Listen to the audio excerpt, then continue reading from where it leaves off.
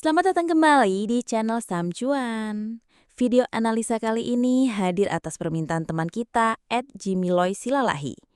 Terima kasih sudah merekomendasikan saham ini untuk kita bahas bersama. Seperti biasa, sebelum kita mulai, saya ingin mengingatkan, video ini murni untuk edukasi, bukan ajakan untuk membeli ataupun menjual saham tertentu. Segala keputusan investasi ada di tangan Anda masing-masing. Saya harap pembahasan kali ini bisa memperkaya wawasan kita semua tentang analisa fundamental perusahaan. Yuk langsung kita mulai. Profil perusahaan. PT MNC Vision Networks Tbk atau IPTV merupakan bagian dari MNC Group, grup besar yang dikenal di industri media dan hiburan di Indonesia.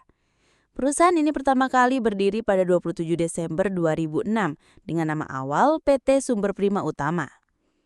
Saat ini, IPTV berperan sebagai holding company yang membawahi beberapa anak perusahaan di sektor TV berbayar, fixed broadband atau IPTV, serta layanan streaming digital. Lokasi kantor pusatnya berada di MNC Tower lantai 27, Jalan Kebon Siri nomor 17-19, Jakarta Pusat. Anak perusahaan utama IPTV. 1. PT MNC Kabel Mediacom atau MNC Play, fokus di layanan broadband dan IPTV. 2. PT Media Citra Indostar atau MNC Vision, penyiaran konten digital dan TV satelit. 3. PT Digital Vision Nusantara atau MNC Now, layanan streaming digital. 4. PT Nusantara Vision atau penyiaran berlangganan berbasis satelit. Selain itu, mereka juga punya kepemilikan di beberapa perusahaan daerah seperti PT AMG Kundur Vision di Batam, PT Punggawab Utama Sorong Media di Sorong, bahkan sampai ke Malaysia lewat Ansat Broadcast SDNB. Komposisi kepemilikan saham per kuartal terakhir 2025. PT Global Mediacom Tbk memegang 63,24%, masyarakat umum non-warkat sebesar 37,76%. Dengan struktur ini, jelas bahwa IPTV adalah bagian inti dari jaringan bisnis MNC Group di bidang TV berbayar dan broadband. Kinerja keuangan, income statement. Sekarang kita masuk ke laporan laba rugi atau income statement. Data TETM atau trailing 12 months, pendapatan atau revenue 1.660 miliar, gross profit 7 miliar, EBITDA 246 miliar, dan net income minus 231 miliar, rugi bersih. Dari angka ini langsung terlihat dua hal penting. 1. Pendapatan mereka cukup besar, 1,66 triliun, tapi laba bersih negatif alias perusahaan masih merugi 231 miliar. Hal yang mencolok adalah gross profit yang hanya 7 miliar, artinya gross profit margin sangat tipis, sekitar 0,08%. Ini menunjukkan biaya pokok penjualan atau cost of revenue sangat tinggi. Namun mereka masih bisa mencatat EBITDA positif 246 miliar, yang artinya bisnis inti masih menghasilkan arus kas positif sebelum bunga, pajak, dan depresiasi. Jadi secara operasional masih oke, tapi profitabilitas akhir belum terlihat karena beban lain-lain masih besar. Balance sheet, neraca keuangan. Berikut adalah posisi keuangan per kuartal terakhir. Total aset 8,523 miliar rupiah. Total liabilitas 1,128 miliar rupiah. Total ekuitas 7,256 miliar rupiah. Jika kita hitung debt to equity ratio atau DER sama dengan 0,08, ini sangat rendah. Artinya, perusahaan hampir tidak punya utang signifikan dibandingkan modal sendiri. Dating utang. Short term debt 243 miliar rupiah, long term debt 310 miliar rupiah, total debt 553 miliar rupiah, cash 36 miliar rupiah. Jika kita kurangi kas dari total utang, maka net debt menjadi 518 miliar rupiah yang masih tergolong kecil dibanding total aset. Current ratio 4,09, likuiditas perusahaan sangat sehat.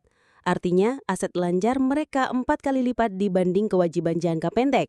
Dari sisi neraca, IPTV sangat kuat dan tidak berisiko gagal bayar dalam waktu dekat. Cash flow statement, arus kas. Mari kita lihat arus cash perusahaan dalam 12 bulan terakhir. Cash from operations 166 miliar rupiah positif, artinya bisnis inti menghasilkan uang. Cash from investing 49 miliar rupiah juga positif, artinya mereka tidak banyak melakukan ekspansi besar atau menjual aset. Cash from financing minus 226 miliar rupiah, negatif biasanya karena pelunasan utang atau pembelian kembali saham. Free cash flow 607 miliar rupiah, sangat positif.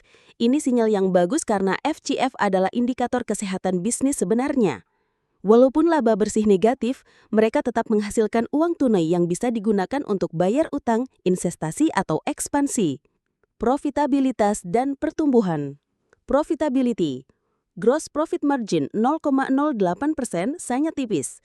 Operating profit margin minus 9,19%, masih rugi di level operasional. Net profit margin minus 7,11%, rugi bersih. Artinya setiap 100 pendapatan mereka kehilangan Rp7 di laba bersih. Growth year on year, tahun ke tahun. Revenue growth minus 17,93%, pendapatan turun cukup tajam. Gross profit growth plus 176,98%,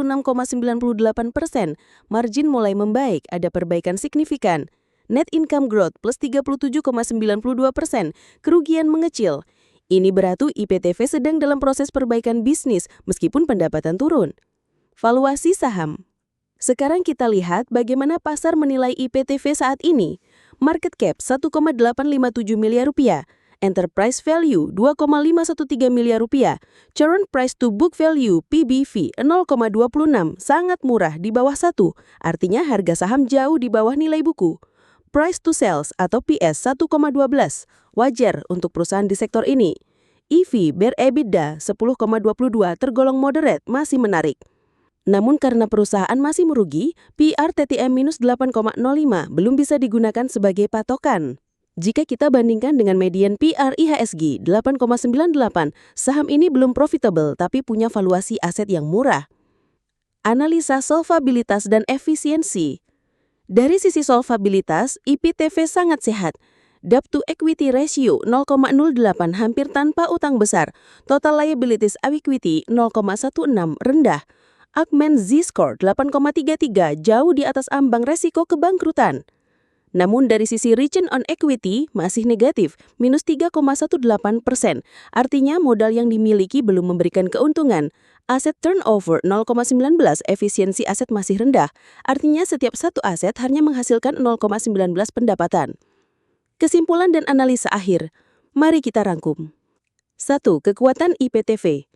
Perusahaan berada di bawah MNC Group yang sangat kuat di industri media. Struktur modal sehat nyaris tanpa utang besar. Free cash flow positif menunjukkan bisnis inti masih menghasilkan uang. PBV hanya 0,26, artinya saham ini tergolong murah dari sisi valuasi aset. 2. Kelemahan IPTV. Masih merugi dengan net profit margin minus 7,11%. Pendapatan turun 17,93% year on year. Persaingan ketat di sektor TV berbayar dan streaming dengan pemain global seperti Netflix dan Disney Plus dan lainnya. Gross profit margin terlalu tipis, menunjukkan biaya konten dan distribusi masih tinggi.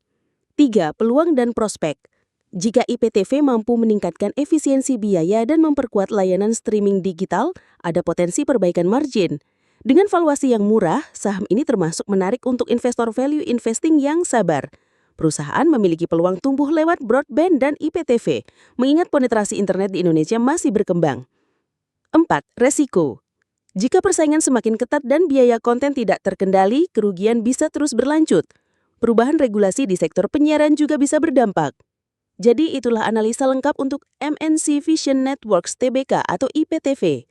Buat teman-teman yang tertarik dengan saham ini, penting untuk mempertimbangkan, apakah Anda percaya MNC Group mampu mengubah bisnis ini menjadi profit? Apakah Anda siap menunggu proses perbaikan yang mungkin memakan waktu beberapa tahun? Kalau Anda punya pandangan atau analisa lain, silakan tulis di kolom komentar. Jangan lupa like, share, dan subscribe agar tidak ketinggalan video analisis saham lainnya. Sampai jumpa di video berikutnya.